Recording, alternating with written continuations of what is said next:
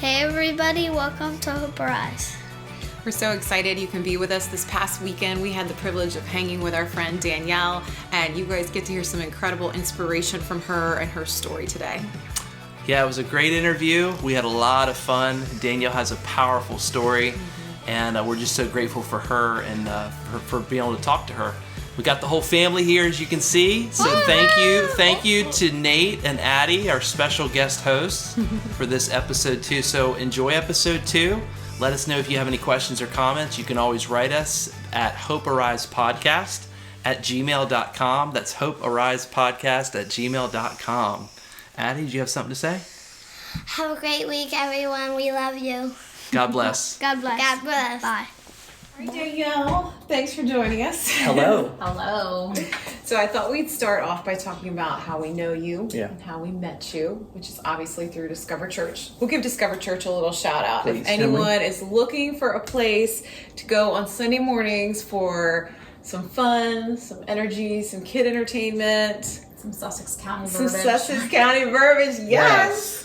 Check us out. South up. Bedford Street. Discover Church. In 406. Georgetown.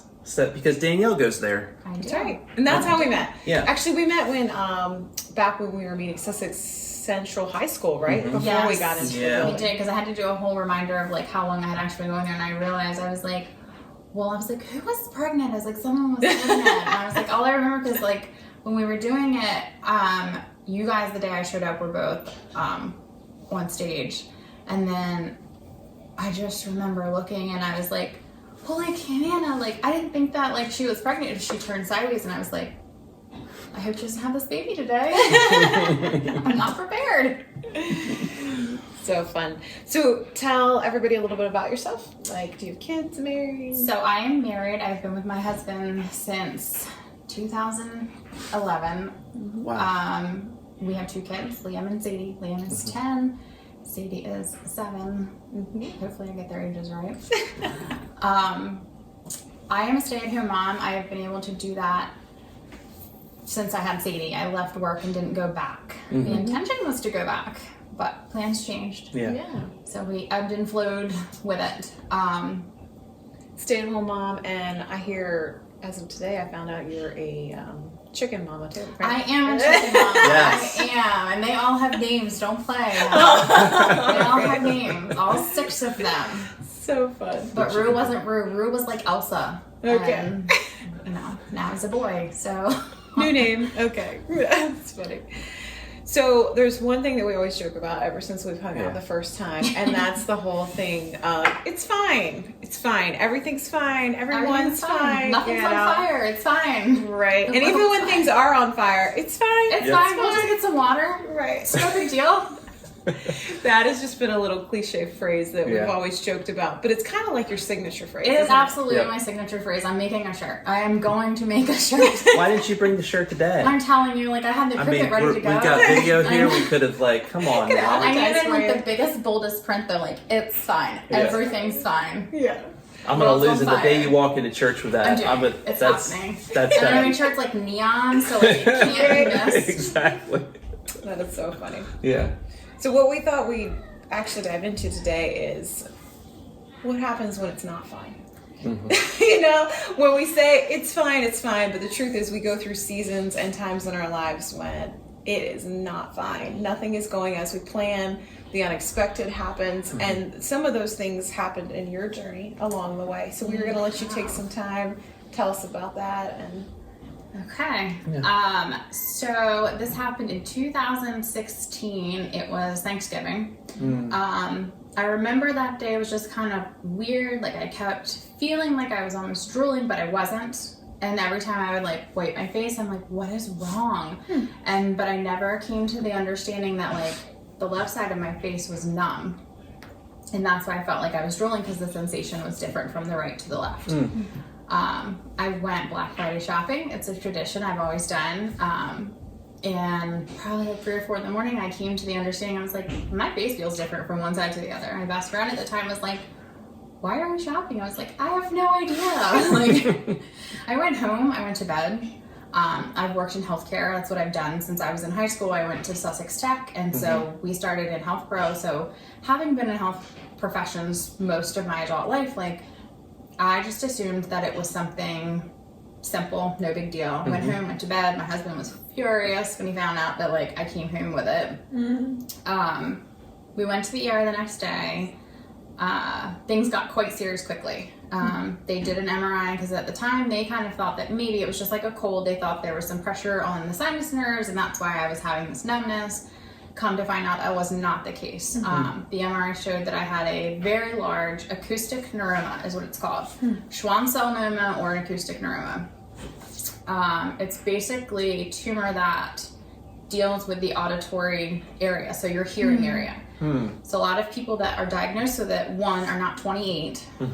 Two, it's normally small. It normally affects balance before it affects hearing or before it affects being numb. I didn't have any of that. It just showed up numb. Wow.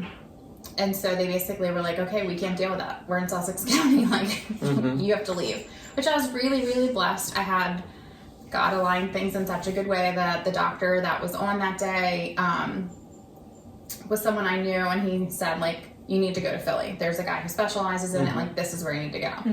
And he kind of road mapped it for me. Like, from there out, like, I was in good placement of what needed to be done. We left. We were able to come home once we had gone to Philly. They kind of did some investigating of what was going on because it was really close to my spinal cord. So down here, of course, there was some panic of, you know, we need to take care of this like yesterday. And when we got up there, it was like, yeah, we need to take care of it, but we don't have to do it right this second. Like, you can go kind of get your ducks in a row. It was interestingly timed. I think God has his own sense of humor in certain ways, and in others it's just his timing. I had just started going back to church. I had a really rough stint in middle school to high school with church, and I wasn't super dealing with it at that point. I was just angry, and I was like, I just don't want to do it. But we had sent our oldest to Lighthouse Christian School, and I was like, you can't put your kid in here and not walk the walk that you're talking the talk. Like, you have to do this. So I had gone back. Phil wasn't even going to church with me at the time. So I had just gone back to church, and so of course, like, at that moment when life kind of flips on its head, like, you don't really know what's coming or going. Your concern, obviously, as a mom goes to, like, what is this going to look like for my kids? Like, what's the prognosis? What's going to happen? Which the prognosis was really good. We didn't have the issues of it being cancerous, like, thank God. We did have the issue that most people, when they find the tumor, it's small. So treatment is pretty easy. It's like, you know, you get radiated or you get a quick surgery and they're able to remove all or most of it. None of that was going to be the case for me. It was considered, I can't remember the word that he used, but it was like excessively large and in a very young person. Most of the people they see are in their 60s, sometimes in their 70s, for it to be this size. I was 28. So he was like, I don't really have the answers you're going to want. And he's like, all I can tell you is we're going to do everything we can. I'm like, okay. So just pause right there for a second. I just want to kind of get your state of mind. Like, from when that discovery of what was going on, what was really going on, that this wasn't just a cold. Yeah. You know what I mean? So how did you respond to that kind of news? I think you go on autopilot. Like, it's almost like a checklist of, like, here's what I need to do. Because, like, my husband was sitting in the ER with me, which, oddly enough, he had been joking around that, like, oh, you're just probably messed up in the head. And then we get this result back. And it's like, I looked down and I was like, so funny. And he's like, I don't want to talk about it. And I'm like, okay, sir. But I think that you kind of go on autopilot. I definitely hit my knees. I can remember going to church when we got home. And at the time, Terry, I can't remember her last name, but she was the principal for Lighthouse, and she was also at church, and she was like, I can remember her telling me, like, if you need to go and use my garage, you can go and scream. And I'm like, I don't have to scream. Like, I wasn't upset. I think I was just, like, numb. I didn't know what to think or what to do, except that we all needed to be praying. We all needed to be thinking about, like, what was to come next. Like, if this is what we have to do, what is that going to look like? and we're not in control. Like, yes, I do wholeheartedly believe that God aligned exactly where I was supposed to go. There's no way that like the ER doctor that night was someone I knew that knew who to send me to. He could have sent me anywhere. And no one closer was going to have been a specialist in that specific tumor. But he was. Like, the doctor I got was with his pretty blue eyes. So I think I took, because we did get a couple weeks, so that was from Thanksgiving. We were there overnight. We got released the next day, which I was clawing at the walls, because at the time I had just started working out again, trying to get like mom life back under control. Like, Sadie was only a year and a half. Wow. So I had just stopped nursing her. I was trying to get everything back under control, and then everything kind of blew up underneath of me. So there was no like stability anymore. So I went to church trying to get my alignment, because I'm like, for all of my youth, that's where my stableness was. It was like, when all else fails, you hit your knees. You ask God, you go. I can remember TJ telling me at one point in church, he was like, you can't just ask once. Like, you have to be that incessant child that comes back over and over and over. And he's like, you just have to keep asking. So like, I feel like in that time, like, I was trying to be that person without even knowing that's what I needed to be. Right. I just knew that I needed him. I needed his guidance. I would listen to songs that were just, they would make you cry, they would make you smile, they brought all the emotions all at one time. But I knew that that was my moment of worshiping, that was my moment of release, that was my way of dealing with it, because I didn't need to yell. I didn't feel like I needed to do anything except I needed to get through it. And that's where I was. I was like, I have to get past this point, because I don't think I even looked past the moment of surgery. Like, I was just like, okay, this is what we have to do. Like, this is where we're at. So we did. So another way of thinking about that, would you say, I mean, did you feel like you had like this, because what I'm hearing is like you just had this singular focus. Very much. To walk through this. And I remember it was when we were sitting with Danielle a couple weeks ago, we talked about, or I really felt like the Lord kind of gave me this word of just like this strength that's upon you. And just hearing your story and just seeing the strength that you walked with over the course of that time. But what I'm hearing now is just like this, you had just like this focus to get through. Yeah, I did not feel strong. Like, I think that I felt like everything was crumbling at that time. Like, I felt like the things that I thought I knew, I no longer could rely on those things, except for God. Like, the things that I thought, even the people that I thought would be there through things, they weren't.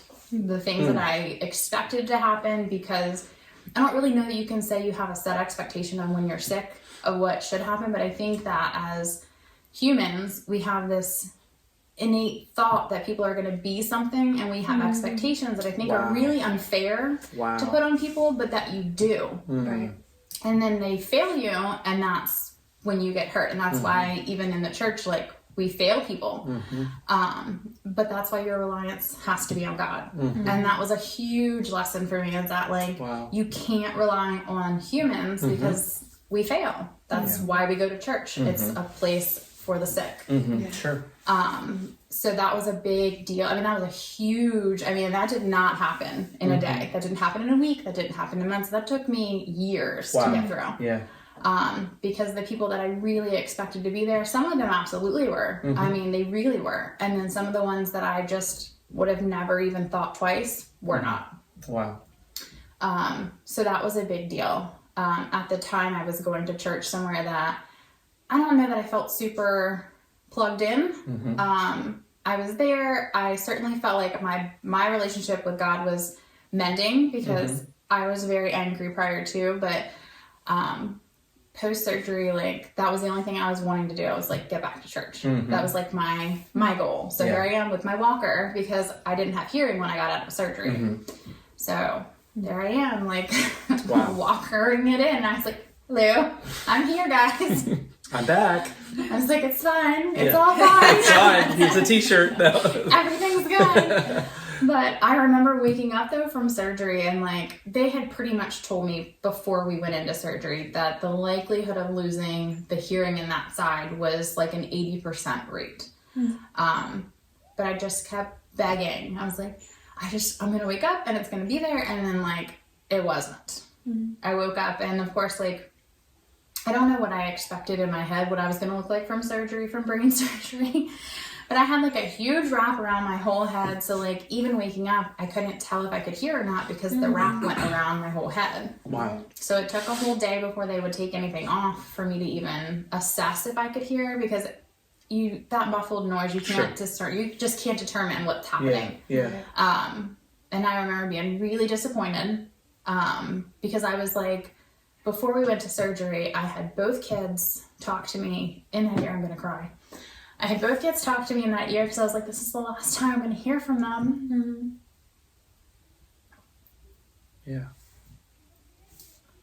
But when I woke up, I remember that I just kept saying, this is God's plan. And I kept thinking, like, there's a reason this is happening. And I know that I might not know it now. Come on. But it's going to happen. Yeah. And I still don't know if I know what the reason that all of it happened was, except that somewhere someone's going to need that. Someone's going to need to know that, like, even in those moments that really suck. Yeah. I mean, they really, really suck. I had to learn to walk again. It was just like everything that you thought you knew was just kind of like, it wasn't. But I still hear my kids. So there's good. Yeah. There's really good things. Like, yeah, I don't have the hearing in the one ear, but I do have it in the other. I'm here. I'm able to be with them. I'm able to run with them. I'm able to do things that waking up, like, that's not how it was. I mean, waking up, I was like, how am I going to get from A to B? Right. And I didn't want to be on the medicine. I was adamant that, like, all the medicine they were trying to hand, I was like, I don't know if I really need all this. And, you know, it's fine. They're like, no, you're probably going to need this. And I'm like, are you sure? But I think even in those moments, Phil was able to see, like, Phil was my rock. I give the man credit. Men are not destined to have long hair and wash it. I'm here to tell you. And my hair was long at that point. So here we are, like, trying to go in the shower room, like, with a walker and this, like, tiny bathroom with my 6'2" large husband. And I'm like, you're gonna have to wash my hair. And he's like, you have staples in your head. I'm like, it's fine. Just wash my hair. Wow. So, I mean, you certainly get grounded when things are crazy. You certainly have to remember that this moment is just this moment. Yeah. Tomorrow is going to be better than yesterday. You have to find the good. And that's something you told us too.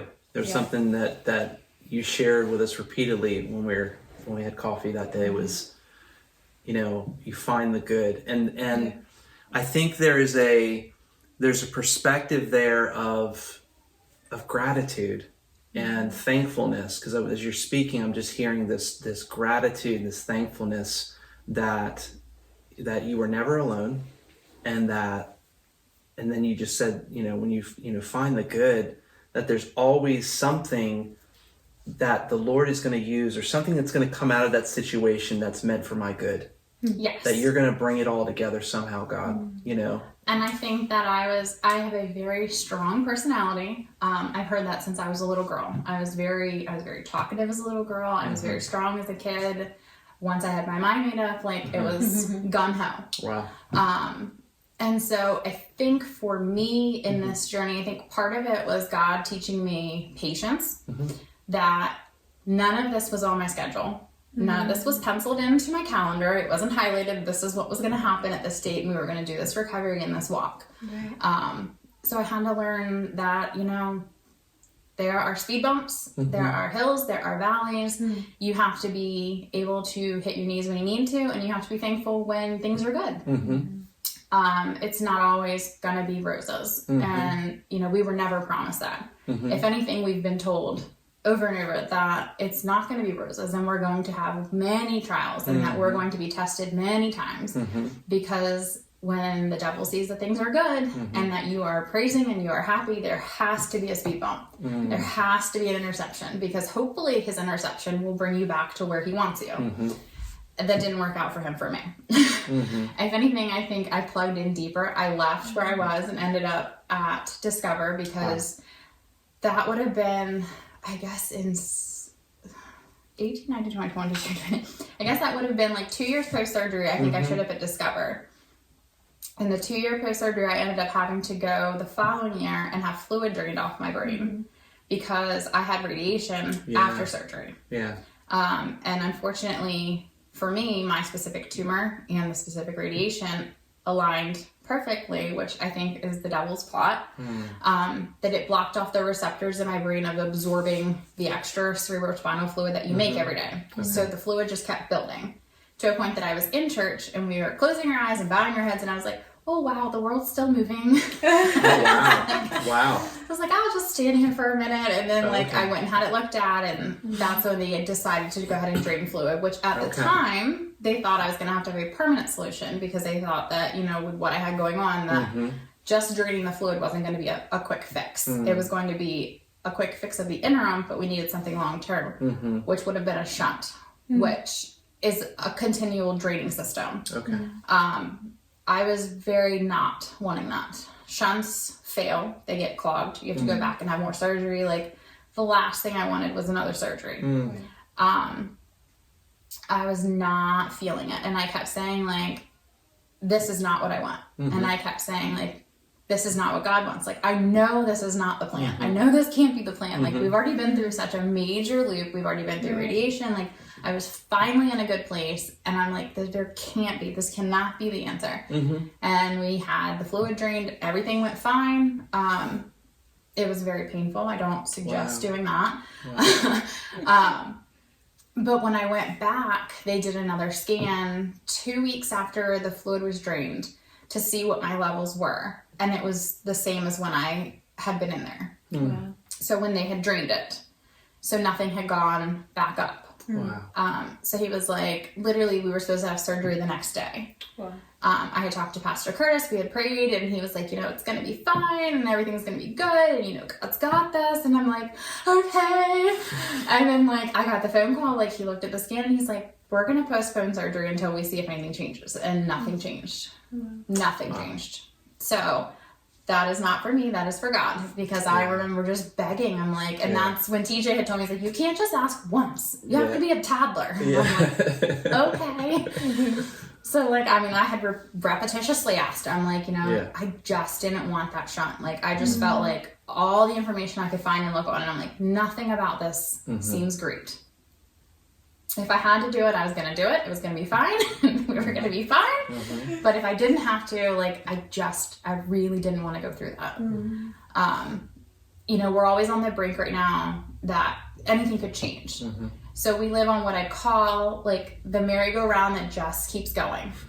Because you never know when it's going to stop or something's going to break down. Like, we're just on this merry-go-round. And I don't know the plan of it, except that when I was going through radiation, I definitely was grateful. Because I was able to kind of see prospectively at that point, like, I wasn't in immediate danger. So I was able to look at it vastly different than when I was having surgery. I remember just looking at people and thinking, like, for some of these people, this was like their only avenue. Like, they were just being really hopeful. I'm hoping they were praying that they were going to have a solution, but I knew that this was just a step in our journey. Like, I was going to be okay. And I really felt that I was going to be okay. Like, I had talked to the pastor at the time. I talked to his wife. I had a couple of friends that were within the church I was at when I went through it. And I really felt at peace that, you know, as much as I didn't want to go through radiation because it's not something that you put on your bucket list, it was a step to try to keep me from having to go through surgery again. Surgery again runs a really high risk of paralysis of my face. So that is something that I'm adamantly not trying to do. So I think that I had found the peace that, you know, as difficult as it was walking into it, I had come to understand that the patience that God expected of me was to pray, to talk to him, to communicate with him. And it gave me the peace that I needed in the moments that I needed it. And the moments that were scary, I was able to go ahead and holler and scream through some worship music, because some of that you can just go ahead and get right on down with in the car by yourself riding on the road. Absolutely. So I had found that peace in that. In that journey, Phil has been coming to church the last at least year, if not more. I try to keep it level for him because I don't think you can push someone into that. I can't formulate a relationship for him. I can just put it in front of him. So the last question I have for you is one, and we sort of prepped Danielle a little bit for this, but when people walk through seasons of loss or seasons of pain, just really hard things that they walk through, especially if you're a believer, if you're someone, you call yourself a Christian, or you have this God relationship, sometimes people walk away saying, these are all the things I've learned. These are the lessons I've learned. This is what I feel like God taught me. And you shared some of that with us, which I thought was fantastic. I want to kind of alter the question a little bit and ask you, throughout the last 5 or 6 years, who do you feel like God has been to you through this season? So I kind of like look to let's look at his nature for a second and who he is, and what, if you zoom back, what do you see of his nature in the last several years of your journey? I think he's a nurturer. I think that he met me at every place I was, whether I was on the ground, whether I was standing and walking, whether I was happy, mad, sad, glad, didn't matter. Yeah. He was just there to be there, to say, like, it's okay to be mad. You don't have to like this. Yeah. We just have to kind of work through this together. I'm here, I'm walking side by side. Like, there was many times when I was like, I really need that visual of like the footprints in the sand, because I know that I'm not here by myself. As much as those moments feel heavy, you're not. Yeah. And the moments when it gets heavy, like, he was there kind of like picking up the feet and walking with me, because there were days that, like, I just didn't know how I was going to get through that day. There was moments like, you're still a mom, like, despite being sick, like, you're still a mom, you're still a wife, there's still things that have to happen. And I'm like, how am I supposed to get this done? Like, I don't even want to get out of bed today. Like, I don't want to function. I don't want to think. And it's like, but you can. You're here and you can, so let's do this together. There was lots of days that I would turn on music and I'm like, we're just going to sing through this moment because I don't feel like doing anything else. I had videos of the kids hollering songs and I'm like, I think this is kind of showing what I do. I'm like, it's fine. Yeah. Everyone's fine. At least they're yelling good stuff.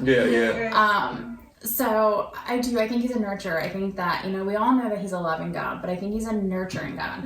He's there to kind of put the Band-Aids on the moments that need it. And he's there to pull them off and help things heal when they need it. Like I said, the things I expected to happen altered vastly. Tracy and I at one point had met over coffee a couple years ago, knowing that, like, a friendship had dissolved throughout this. And it was a friendship that was really close to me. And it took a long time to heal through that. And so it was like I was dealing with sickness, I was dealing with loss, because that friendship loss was like a death. But I think that was part of his plan. The friendship was not feeding his goal. And there was no way on earth that I would have let it go without going through what I went through. I would never have released it. That's just not who I am. Like, once you're a friend for life. Like, we'll figure it out. We'll work through it. And God, in his persistence and his love was like, this Band-Aid's got to be ripped off and you're going to have to deal. And he knows what's best for us. He certainly knows best. He had aligned it all. So I think it's nurture. I think those moments are interesting, and I can relate to him feeling like, okay, God, I'm going through this, and yet now you're taking this from me, and hold on, you're making me walk through this, and I feel like this, all that at once. You sometimes feel like, okay, God, how much more can you stretch me? How much more can I carry? How much more, Yeah, because you're looking at it and you're just like, the hill blips. Like, I've already been over this one, and this one, and this one, and I'm like, okay, we've hit the mountaintop. Like, is there really any further that we can go with this? Sure. Can we just come down? Yeah. And then, but once you're at the top, it's almost like you're able to look back and you're able to see, like, there are moments that genuinely were challenging in ways that are deep and soul-wrenching. But I was able to rely on the one person who never fails. In the moments that sucked, he was there. Right. He was listening. You could hear the words of, it's gotta be okay. Wow. It's fine. I think it was his words. But So what hope or encouragement would you give people out there who are walking through challenging physical experiences read- beyond their control. Go read Ecclesiastes chapter 3. Okay. Okay. Because the whole blip of there's a time for everything. There's a season for everything. Yeah. That is something from being like 14. I had first read it, and it has never not been applicable to life. Wow. Because there is a season. There's a time for joy, there's a time for sadness, there's a time, that you're supposed to dig your feet in, and there's a time that you're supposed to be uprooted. Like, there's just times for everything. And he already knows all of those times. Yeah. And, as difficult as it is, I'm super type A. I have a very, planned, organized, these are the things we're doing. Yes, girl. We went to Disney, and it was, super, Phil was like, this was not vacation. I was like, but I need to do all the things. Yeah. But obviously, when you hit a big, huge thing with being sick and having something major dropped in on you like that, you can't be type A. And that was God's lesson for me, in that, there's a lot of benefit to being type A, but there's also a lot of benefit to being flexible and to being reliant on his plan. And knowing that at the end of the day, as much as we can plan, we can highlight, we can put it on different calendars, it's not your calendar, it's his. Wow. And the thing I love about seasons is that they change. Yeah, they ebb and flow. Exactly. That's the hope in it. Yes. Sometimes they're longer, sometimes they're shorter, but eventually the season does change, and God walks us through it. And He does.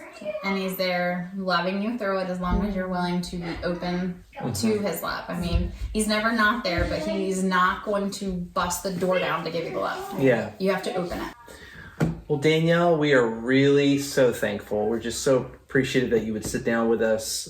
Thank you.